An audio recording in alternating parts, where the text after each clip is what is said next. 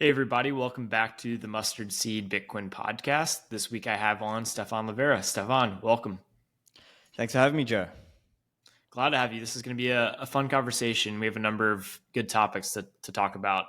I kind of want to start off with going over, Bitcoin Treasury Company has obviously been a hot phenomenon this entire year, but specifically I want to dive into like Saylor's concept of digital credit and really just want to get your first high level thoughts on digital credit and then kind of like what it means for Bitcoin.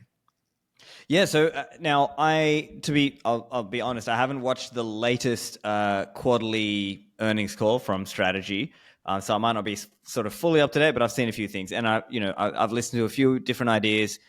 The way I'm reading that, and I think like a Jeff Walton is also kind of very much talking about this kind of idea, but the way I'm reading that is Bitcoin is going to be the best, the superior form of money. Or if you're kind of thinking of it from a Saylor perspective, it's more like it's digital capital, and then you can create digital credit based on that. And it's like, I guess the way I'm reading that is that he's trying to flip the paradigm a little bit in terms of people having this paradigm of, oh, it's about how much fiat are you earning every quarter, and then doing like some kind of DCF and assessing things, assessing the equity based on that. It's more like, well, what if you already knew they had this much Bitcoin? What would you charge for that?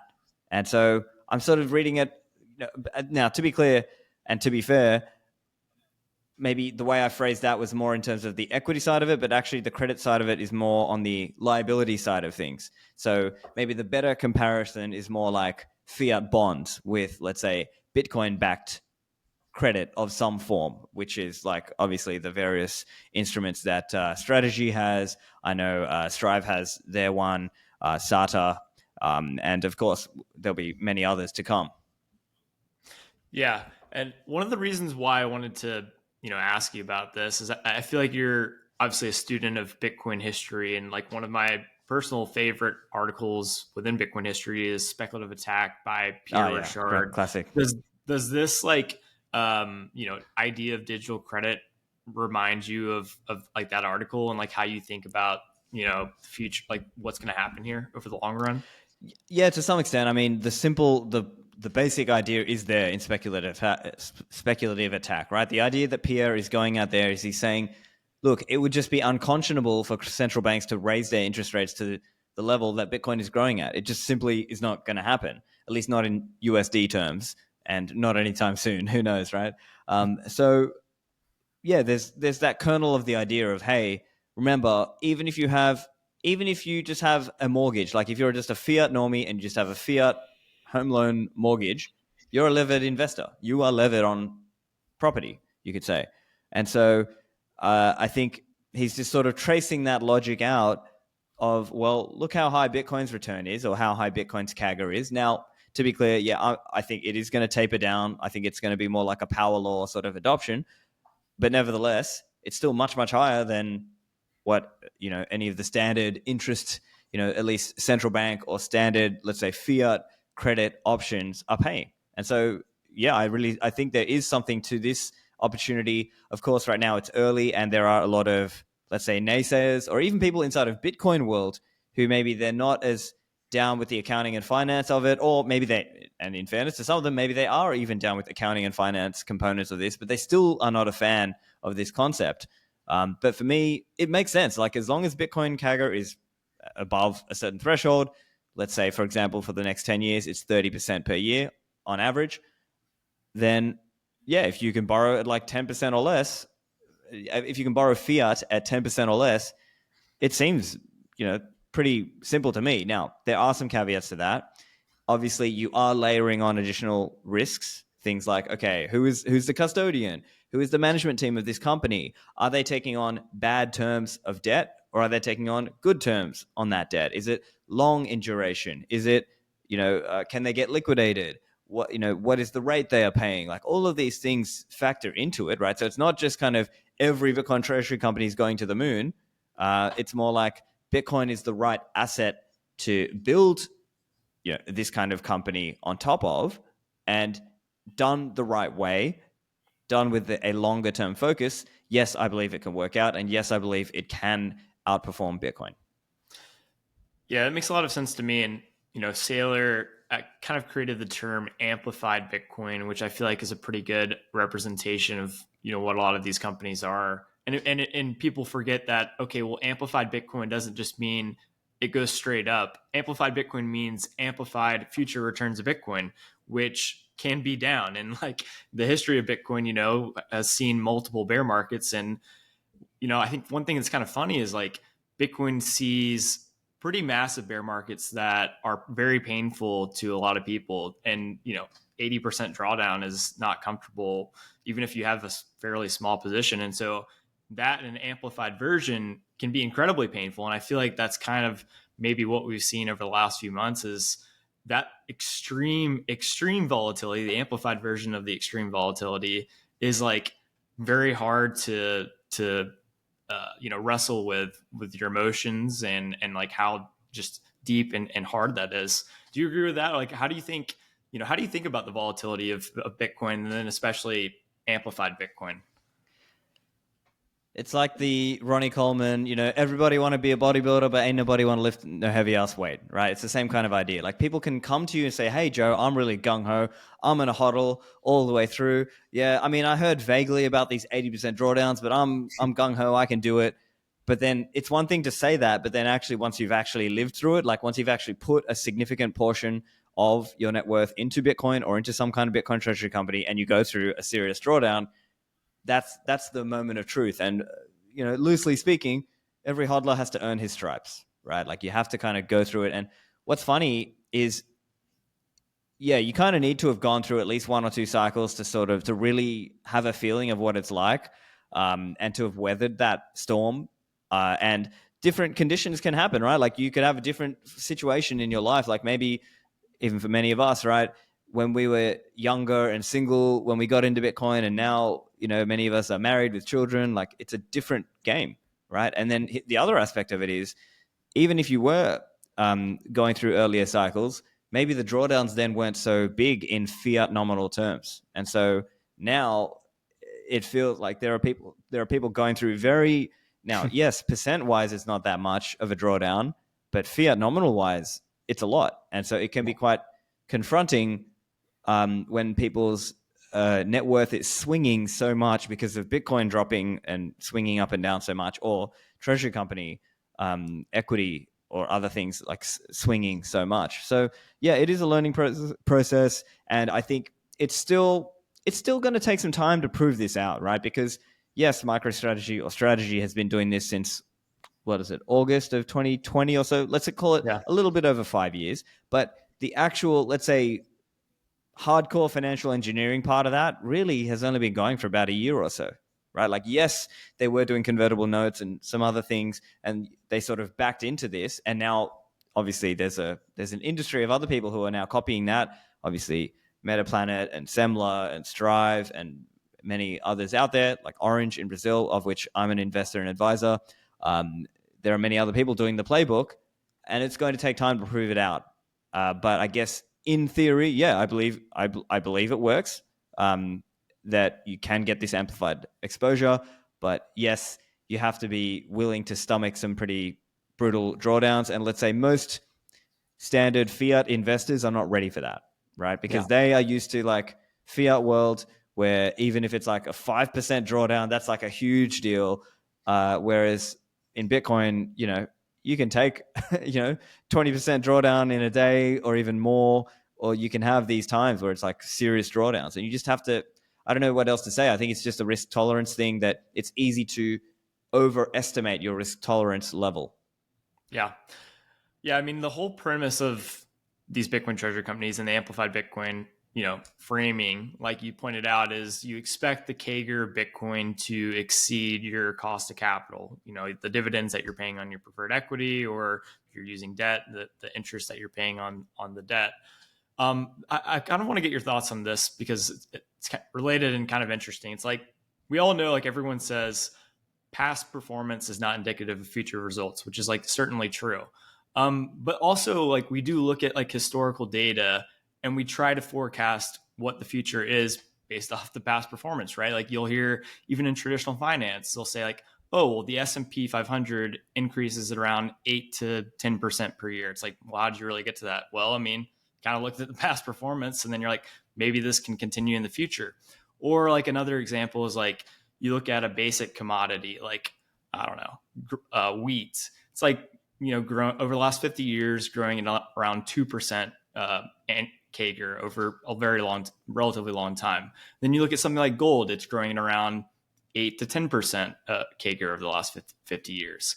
Like, I think, could you use the past performance of gold and be like, okay, over the next 50 years, I expect gold to outperform wheat, because it's, the fundamental reasons it's more scarce and it's a better commodity, maybe to hold for a long time, but also because you can look at the past performance and kind of derive some sort of like future projection from that. Like, it's a complicated, long question. Yeah, hard Yeah. to say. I mean, the short answer would be there's a special case where you believe monetization is happening, right? Like with Bitcoin, we believe, we're maxis. We believe Bitcoin is going to be global money of the world. For some of us, we use it as our unit of account. So I think there's a special case when it comes to monetization. Like if you believe this thing is going to monetize, that that kind of implies something about where it's going and therefore what the CAGR is going to be. Now you could take, let's say our friend Vijay Boyapati has that kind of concept of different valuation models. So let's say if you were to just compare Bitcoin with gold and say, look, if Bitcoin just matched gold, like if we just thought, look, Bitcoin is like a much, much better form of gold, so it should at least be able to match gold's market cap, which now is, I don't know, last I checked, like 25 trillion or something in that range. And what are we as an ecosystem? Just under 2 trillion Bitcoin ecosystem, or Bitcoin itself, market cap. So just even on that, you've got another, what's that, 14, 15x just in there. So that's one thing. And then going forward longer term, I guess, like there is that element of people just look back long run and try to figure out, well, what's the truth of the matter, right? Looking back at what did stock indices do over the long run. But of course, it gets really challenging to kind of measure things because then it's like fiat denomination things can come into it. Inflation obviously can come into it. Dividends, like do you count dividend reinvestment or not? Like there's just all these different elements to it. And I don't really know enough to confidently say like, are commodities going to do better or is the S&P going to do better? I mean, who's to say? Generally speaking, you would think the stock indices will do better because they relate to kind of productive things in society. But at the same, let me make the counter argument. It could also be, well, they've already been bid to ridiculous PE ratios such that you're not going to see that much. Like as an example, take the example of Nvidia. I looked it up recently. I think they hit about a 13x in 5 years' time, right? And now they're maybe just under 5 trillion, like 4.6 trillion ish, something like that. Probably that's an interesting question. Like if I believe Bitcoin is going to hit a 10x in 8 years on a power law, let's say, like if Bitcoin hits roughly 1 million ish around 2033, do I believe Nvidia would hit a 10x in 8 years? I don't know. Probably not. Yeah. I would probably bet on Bitcoin to outpace Nvidia over the next 8 years at a guess. But who's to say? Yeah. No, it's something interesting that I've been thinking about. And like you make a great point where it's like, yeah, you could look at past performance, but the asset itself could be bid to such high levels that the future performance won't be as good. But then it still seems somewhat logical to be like, okay, well, I expect over a long enough time horizon, gold to outperform, another basic commodity that is not that scarce. And right. Because maybe arguably gold has still some element of monetization in there built into the price compared to just like wheat, let's say, because no one's buying wheat as a money, right? Yeah, exactly. Yeah. And so I guess like the reason I asked that question is because I think, we have the power law model, which seems like a lot of people I feel like are going to that model, even myself included, and maybe you, where it's like, if you have to guess like a base case price prediction for Bitcoin, like what would it be? Exactly. Maybe power law. Yeah. Yeah. Yeah. I'd say over the last year or two, I've really gotten more into that. And, I just find it as it's a good baseline. Like it just helps me keep a decent baseline of where things are going instead of getting overly bullish and thinking, 1 million this year. No, that's like way too over optimistic. And also on the downside of like, this is kind of loosely, as long as there's nothing catastrophic with the cryptography of Bitcoin or something like this, this is about as low realistically that it's going to go, and it's more or less going to, sometimes above the line, sometimes below the line, but more or less stay in that range. Yeah. I want to talk more about treasury companies, and then we can move on to a different topic. Sure. I've heard both arguments of this. Do you think treasury companies will amplify the volatility of Bitcoin, or not amplify the volatility of Bitcoin, kind Yeah, of interesting contract the point. volatility of Bitcoin? Because, yeah, I've seen some people kind of make this argument of, oh, if people didn't buy treasury companies, they would have all gone into Bitcoin or maybe the ETFs, and therefore we would have pumped harder on Bitcoin's price. Maybe, but maybe that's also a bit idealistic. Like, I think there just fundamentally are a lot of investors who either can't or won't buy Bitcoin directly. And for different reasons, maybe the ETF is not as attractive to them. To be fair, maybe it also matters what is the MNAV price you're paying, right? Like maybe arguably we could say earlier in the year, there were a lot of people who were overpaying on the MNAV, right? They were buying like at an overpriced, like maybe there's some premium justifiable for these treasury companies, but the real question is how much, right? Should they, quote unquote, like longer term or medium term, should they be more like 1.5, not 5 or 10x MNAV? Maybe that's kind of the conversation that people have. And I guess built and baked into that are your assumptions about where things are going. So I guess bringing it back to your question around volatility dampening, maybe. I mean, it's hard to say, right? Like I would say for now, it's still clear strategy are just, they're one of one. Basically, nobody's going to catch them. What have they got? Almost 650,000 coins last I checked. So they are realistically the main player who, if something hypothetically, like now, of course, I don't think Sailor is going to get liquidated, but if hypothetically something happened there, then okay, could that cause a big impact to the Bitcoin price? Yeah, obviously it would. Now, do I think that's very, very, very unlikely? Yeah, I think that's very, very unlikely. Maybe the treasury companies haven't gotten big enough yet to truly dampen some of the volatility. And we could also think of it like they are helping pull forward some of that future demand because they're using obviously fiat debt or fiat equity to try to pull forward future demand to today. Even now, this stretch product from MSTR, right? Like their stretch product is like, it seems to be really cooking, right? They bought like, I think they raised like $131 million just off the top of my head, roughly last week to buy Bitcoin with it, right? That's incredible. That's a huge amount of money. And maybe there's a real demand for that. And so maybe that is going to pull forward so much more demand compared to other ways of getting Bitcoin exposure. And so what does that do long term? Well, yeah, like we all know, MSTR is less likely to sell that coin going forward. And of course, they're going to structure their balance sheet. And again, it comes back to competence, professional team, trying to manage their balance sheet and their Bitcoin stack such that they don't have to sell, or they really minimize any selling they have to do in the future. Like even in the extreme case, they might try to borrow, or they might try to do some other things, or only do the amount to pay the obligations so that they can keep hodling and make it through that bear cycle or whatever. So yeah, I think there is an argument that they do dampen the volatility, but you could sort of argue either way. Yeah, I agree. It is interesting. It's like if they're trading at very high MNAVs, you could argue that, it's almost like diluting the short-term supply of Bitcoin, where it's like, okay, now there's, you're paying, 3x the valuation for a single Bitcoin, and people hold wealth in it thinking that they have, $300,000 worth of Bitcoin, and they only have one Bitcoin per share in the treasury company potentially. But then on the other side, it's like, okay, well, these companies, when they're trading at high valuations, issue shares and buy Bitcoin. So eventually that just gets funneled back into Bitcoin.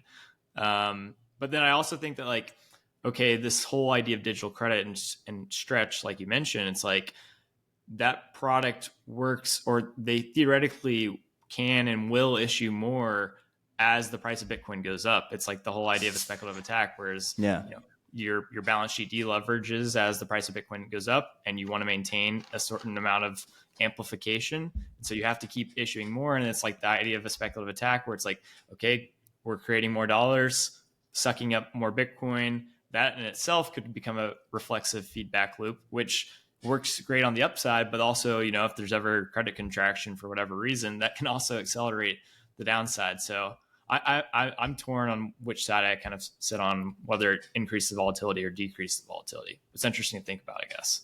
Yeah, I don't. Yeah, I guess it's too. I don't really have a strong view on that. I guess maybe. Yeah. Yeah.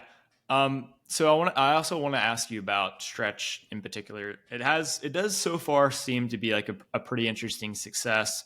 However, like this week we saw it traded down pretty significantly Monday.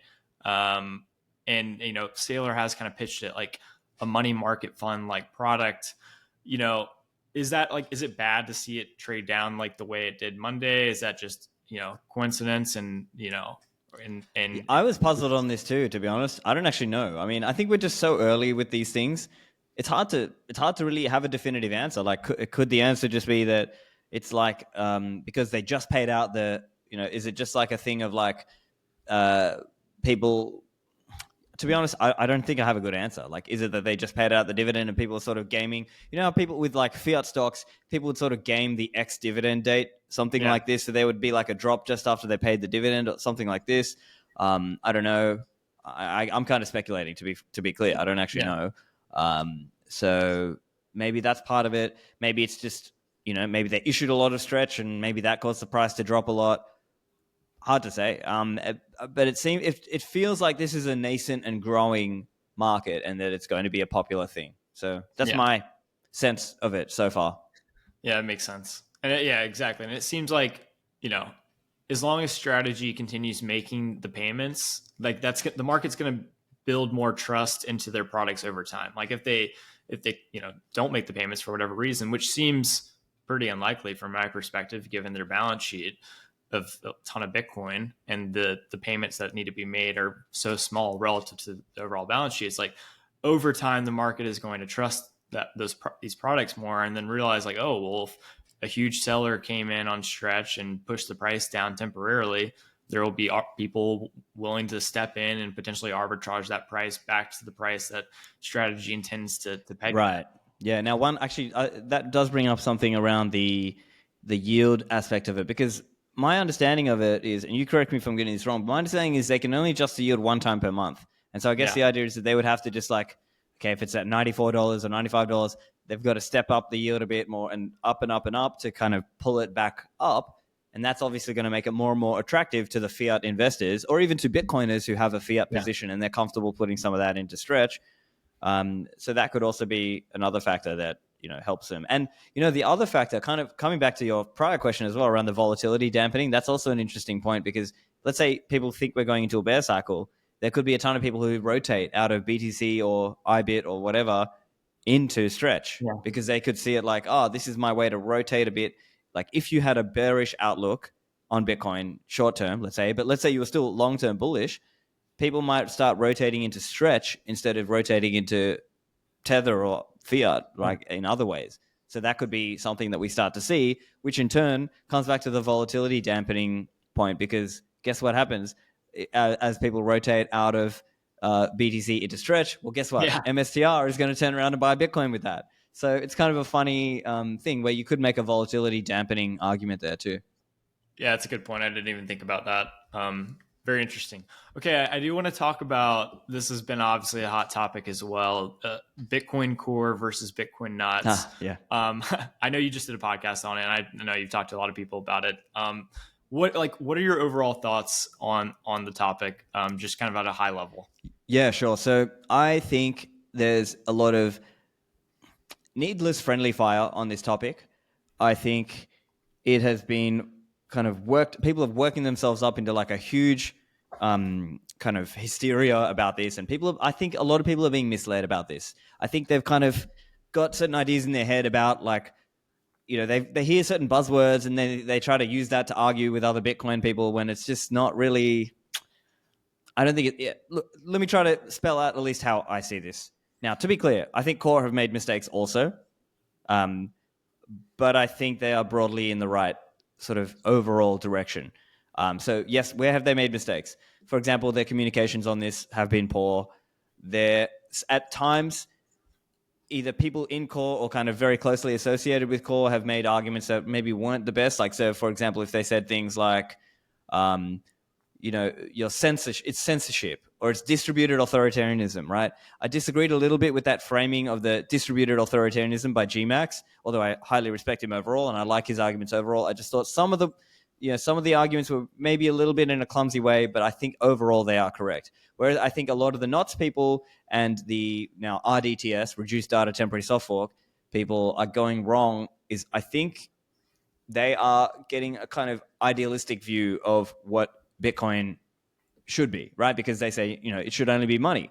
And I could even agree with them on that. Like, I wish it was only money, but there are certain challenges and trade-offs, and I disagree with what they think is a reasonable approach, right? Because they are now going into all these crazy ways of trying to and it's you're hearing inconsistent answers. And yes, to be clear, there are different people in the camp. There are different camps here. And inside of those camps, people have different views, of course. So let me just try to spell out a little bit how I'm seeing the different camps here, right? So you've got, obviously, Bitcoin not people, and they believe it should only be money, and you should use filtering to stop certain things, and you should use maybe even consensus changes to stop other aspects of, things going into Bitcoin. Now, of course, even inside of that, there's disagreements, right? People like, let's say, Giacomo or Jimmy might be pro-NOT, but not necessarily pro-RDTS, right? So there's kind of disagreements there. Or even Bob Burnett, I think he publicly said, even though he's obviously aligned with NOT, he's not necessarily in favor of RDTS and wasn't quite sure, at least last I saw, in terms of where he would point his hash rate if there were to be a disagreement. Then you've got Core that's somewhat in the middle. They're kind of beset on both sides here, because on the NOT side of things, they're seen as not filtering hard enough and not doing enough to fight the spammers. But then on the other side of it, Libra Relay and people like them are even more permissive, even more liberal about what transactions they will relay. So they're kind of beset on both sides in a way. Then you've got like the Libra Relay people, like Peter Todd and some of the other guys who follow him or are running that software, because they believe in the censorship resistance kind of maximalism of Bitcoin. They believe that it's really important that censorship resistance is maintained, and they see it, Libra Relay, as part of that. And then you've got another camp, which is the spammers themselves, right? This is like, or I call them retardinals, right? The retardinals ecosystem, right? People doing ordinals, inscriptions, BRC20, stamps, any other spammy meta protocols, and like Taproot Wizards, Casey Radama, and those guys, they're kind of all in the, for the purposes of this, I'm calling that the spammer camp. And so everyone other than the spammer camp does not want more spam in Bitcoin. Like basically everyone else other than the spammer camp is like, we want to use Bitcoin for money.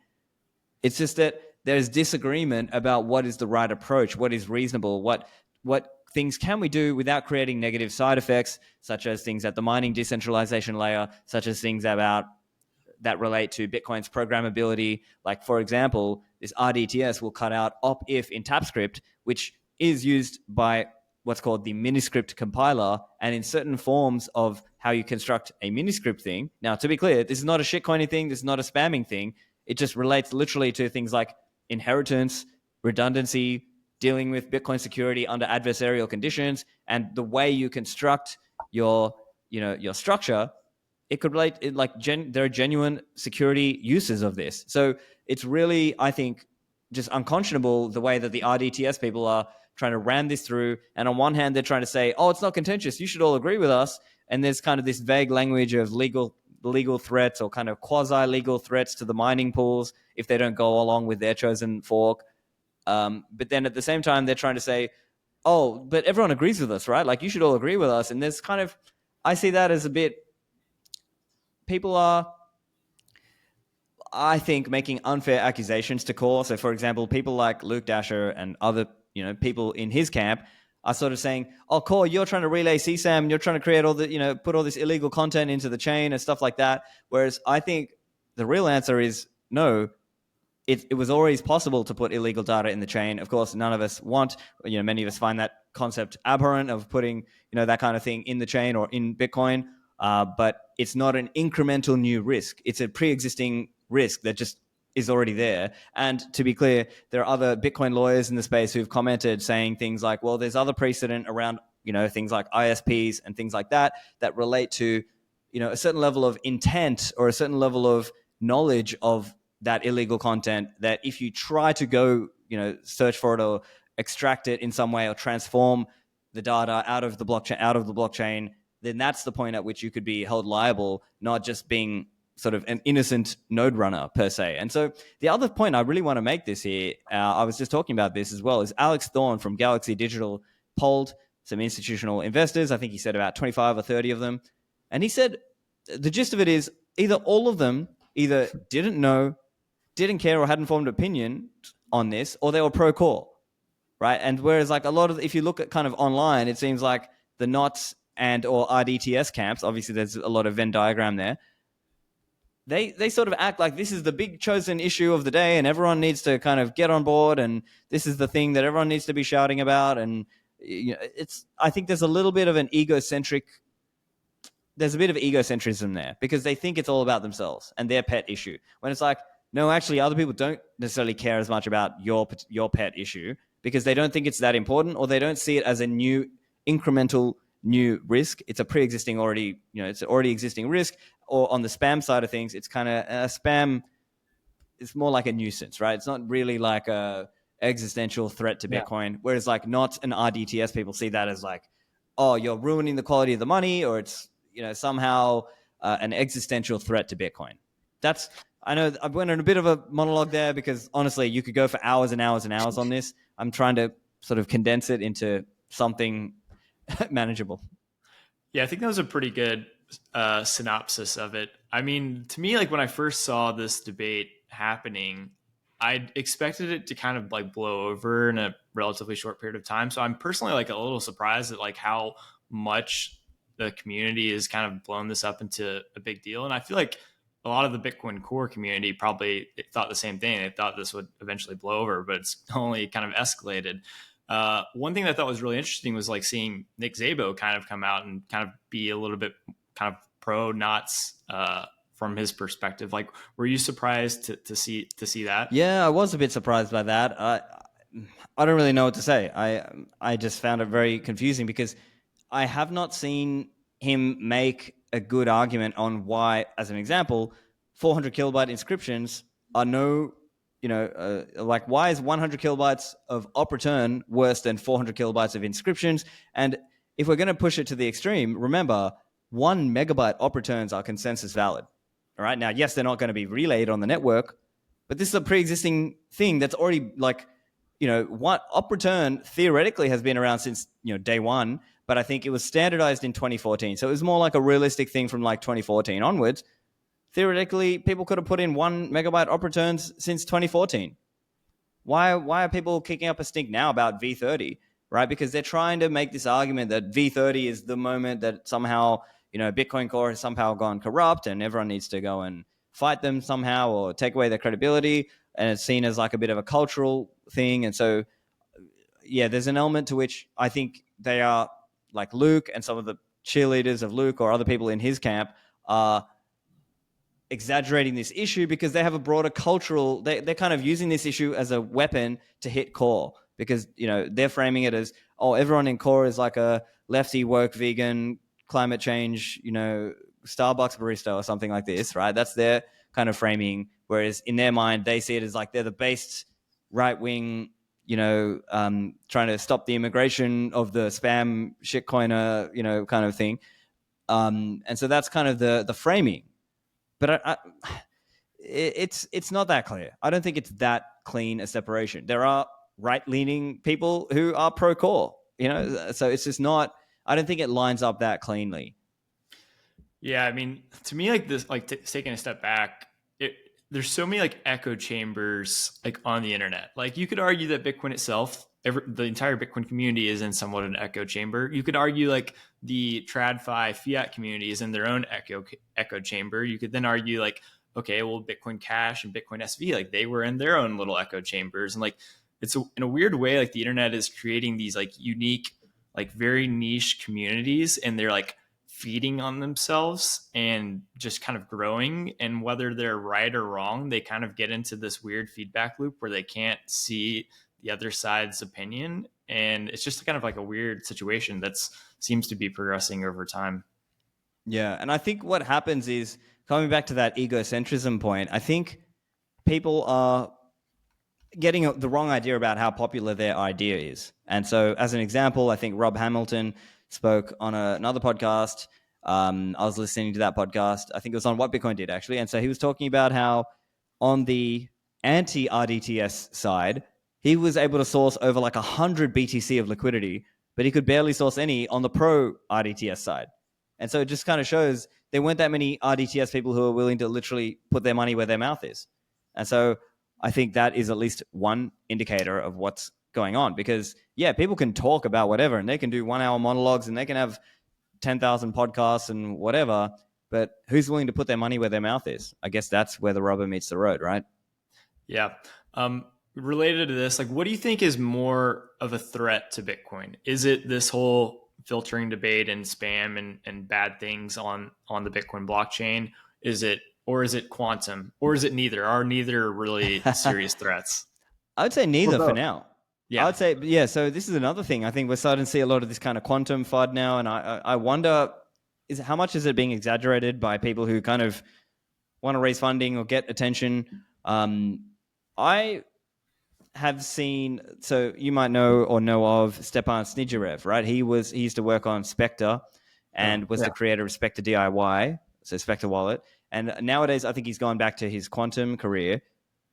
And so he is actually, and he is like a PhD physicist from like, I think Max Planck Institute, which is like some, very, very highly reputed, he's like done research and cited by quantum scientists. And he's working at a startup building a quantum computer.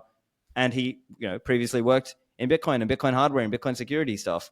So I think he's one of the few people on earth who's actually really well placed in both sides of this. And at SatsConf in Brazil, he was on a panel there and I was watching him and he was saying, I can't remember the exact wording, but I'm paraphrasing. He was saying something like, it might only be a serious risk in 20 years. And don't forget, even now, now it's not to say people shouldn't talk about it and figure out like what are some mitigations, but his view was more like, no, it's more like that's how long it's going to take to actually get a working, relevant, cryptographic, what they call it, cryptographically relevant quantum computer that can actually crack, Bitcoin private keys or things like this. So yes, it's good to talk about mitigations. Yes, it's good to talk about, what are people going to do with Satoshi's coins or whatever? Like, are you going to burn the old coins, or are we going to have like just kind of a, let the chips fall where they may sort of approach with early coins that are not, quantum safe, let's say? Are we going to use like different approaches to mitigate that? I mean, all that's up in the air. And some of that is not just a technical question. It is also going to be a political argument about that, like when that happens in, let's say, 15, 20 years' time. So, yeah, that's how I'm currently understanding that. But of course, I have hosted, obviously, episodes on my podcast about this also, just so people can kind of hear the different arguments about it. People like Hunter Beast, I would say he's more in the it's happening really soon kind of camp. There are others, with different views. So I still think if real, it's more like 20 years out. Yeah, it's interesting how it's just become more popular of a topic recently. I think part of it is the rise of the quantum stocks, right? Like I think like this year that's been like the hot stock, which to me I could argue both ways. It's like, one, I think I generally think markets are relatively efficient, or they're trending toward efficiency. So like, okay, maybe the market for whatever reason sees some promise in quantum computing. But then I also like, okay, well, we live in fiat world where there's a lot of capital misallocation and people chase stupid things and invest in a lot of garbage. And maybe that's the case with quantum right now. And I don't know which side I necessarily sit on, whether it could happen really fast or if it's like just complete garbage and may not even ever happen, or at the earliest might happen in like 20 years. And to be clear, there are even people in Bitcoin, like people with a physics background in Bitcoin, who believe it's like total FUD, never going to happen, or at least never in our lifetimes. So, yeah, you've got a range of views, right? Maybe it's going to be kind of like the climate change thing in Bitcoin, right? It's like, are you like a total denier, or do you believe it's somewhere, or, I don't know. Yeah. I guess, and like I personally, like I support people like doing research on creating like post quantum cryptography, thinking about like how we theoretically would be able to implement post quantum cryptography or make Bitcoin quantum resistant. But like, there's to me like there seems, and I'm curious if you agree, like there's no reason at all to be like trying to implement anything to prevent quantum computers from doing anything right now in regards to Bitcoin. Would you like where would you sit on like where like how proactive do we actually need to be? So, I mean, if so, I think for now it doesn't seem clear that people like even know which quantum scheme we would go to. You know, like Yeah. that's just like if we're going to mitigate. Now, of course, it could make sense to do some kind of soft fork for that. Who knows, 10, 15 years into the future, where people have like a mitigation way to like put their coins into some kind of quantum safe um, outputs. But don't forget, there are real trade-offs to that too, because that can also, again, blow open the whole block size Yeah. limit thing. Because at least today, it seems like these quantum signatures are much, much larger. And so that takes up a lot more block size. So would we just keep the same block size? Would we raise it to compensate? Would we have some kind of like quantum witness space thing? Or we change the witness discount? I mean, that seems to be all on the table. So I don't really know where that goes. At a guess, maybe we end up like people. There still needs to be some research on what is actually quantum secure and secure against classical computing, and what has decent trade-offs, what makes sense for Bitcoin. And then there's also a process of people will need to shift over, obviously, from pre-quantum safe stuff into quantum safe. Yeah, and I think like that's like a lot of outsiders that haven't followed it super closely. I think when they see, oh my gosh, like Bitcoin is threatened by quantum computing, they don't realize like there are actual trade-offs to like trying to do some sort of upgrade right now, and like it actually doesn't really make much sense to do something until it's either a very serious threat or we've identified a way to implement it with like no trade-offs, which may not ever exist. Yeah, and so then at that point, it's just going to have to be, well, what is the right choice? Like, which option are we going with? Which kind of scheme are we going with? Is it going to be the scheme where people have to move over, or is it going to be one of those ones where it's like a gradual move over? Where, like, I've heard of ideas where it's like a taproot thing where they would move their coins into a special kind of address and eventually they would disable the taproot key path spend and only allow taproot script path spends that are quantum safe. So that could be one approach. Or another approach might just be more like just everyone cut over within a few years. And then you have to sort of build into that because, again, people are thinking of Bitcoin as a low time preference thing. What about inheritance? What about, the man in the coma, to use Marty Bent's analogy? Like there's all these things you have to weigh up. So it's not an easy trade-off space. Yeah, 100%. Another topic that I want to ask you about is like the kind of like increasing adoption or I guess promise of using Bitcoin as a medium of exchange, right? Like Steak and Shake has been a big, not major restaurant chain in the US, but like decent sized restaurant chain in the US that has been kind of famous this year for accepting Bitcoin payments. Square, now Block, is now enabling all of their merchants, at least in the US, from my understanding, to accept Bitcoin. Do you think like we're actually making good progress here, or do you think Bitcoin is still like it's digital gold like for the foreseeable future, and like it's cool that we can spend Bitcoin at various merchants, but it's no one's going to do it really. It's just kind of like what we've seen for the last 15 years. I'm curious how you think about this. Yeah, so in earlier years there were big pushes around merchant adoption and it kind of petered out or just didn't work for one reason or another. I think this time around we have Lightning, so that is a genuine game changer. And I think this time around, at least in the US, Square and Cash App are really doing something different because it's all through the same payment processor, right? Like it's not like you need to have a separate system with a separate process. It's just the same terminal and it can do like, there's a few buttons that the merchant has to press. So that's interesting.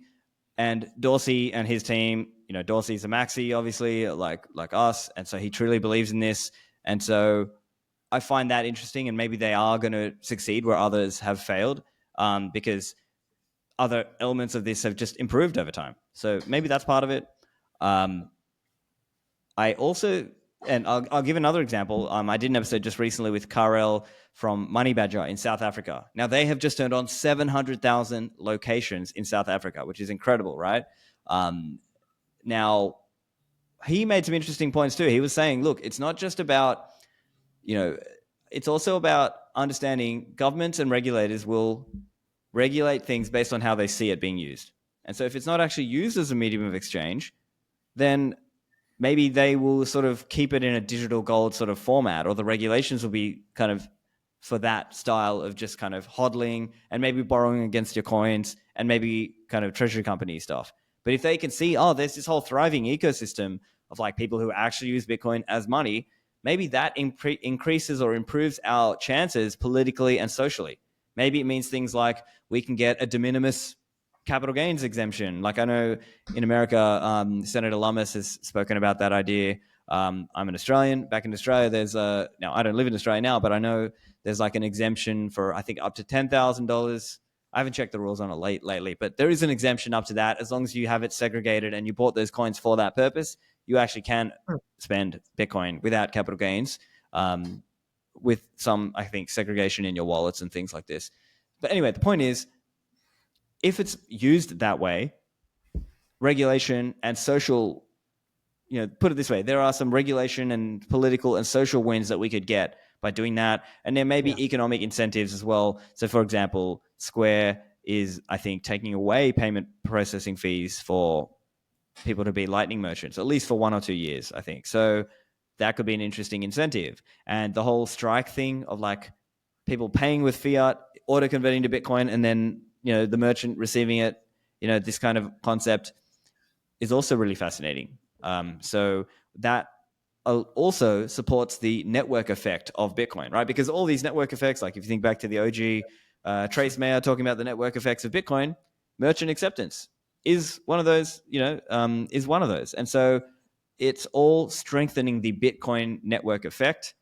And so it's good from that perspective, even though I admit for a lot of people, they'll just be only focused on hodling and NGU.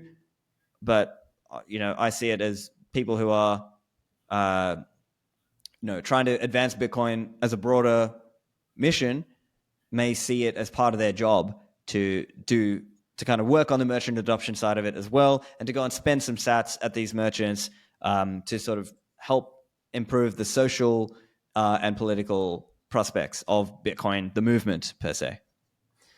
Yeah, I think that was very well said. And I agree. I definitely think, it's good for Bitcoin to see these steps and this progress being made. One last topic that I want to ask you about is kind of like the back kind of on price per se.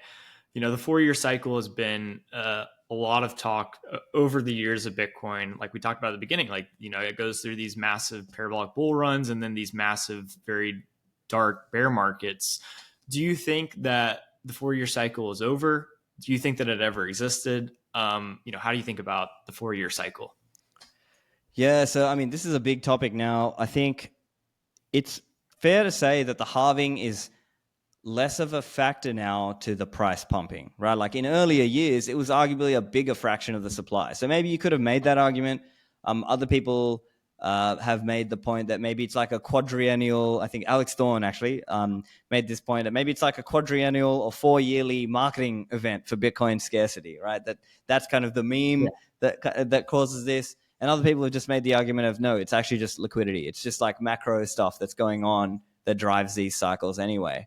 And for me, zooming out, I think it's more just like power law. Like it's the growth of this network. Like literally Bitcoin is a network, and you can transact as part of the network, and that network is growing over time. And so I think of it, I'm looking at the way, let's say Matthew Mizinskis from Polkopoulos Economics talks about it, where he's saying, look at it from a power law perspective. Like 95% of it is just adoption. And okay, yeah, maybe 5% of it is like, okay, what did Janet Yellen say? What did Jerome Powell say? What did Trump do with the tariffs and, whatever macro things, and it's like people will talk about those things because that's like the news of the day. But people sort of over-index on that, right? Think about it. Like even when I get invited sometimes on some of these news shows, or even here in Dubai at Dubai Eye, which is like a business morning breakfast radio show, they'll invite me on occasionally when there's like a big price move in Bitcoin, and they'll kind of drag me on and be like, hey, why did Bitcoin crash? Or hey, why did Bitcoin pump? And I'll have to like try to give them some explanation. But in the back of my mind, I'm also, and again, I'm trying to explain to them, look, it's not so easy to assign like, oh, this price move was because of that particular action.